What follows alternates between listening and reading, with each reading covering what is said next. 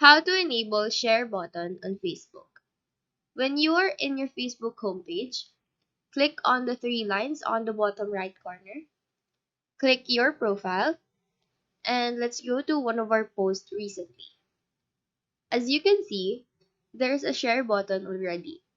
But if you don't have this, go to the three dots on top of the post, hit edit privacy.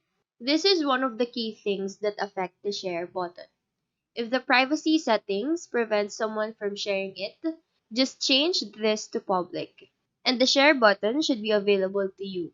Now, if this still doesn't work, go to the three lines on the bottom of your screen, scroll down to see settings and privacy, click on settings, proceed to profile and tagging, and in here, you will see under the viewing and sharing, allow others to share your post to their stories.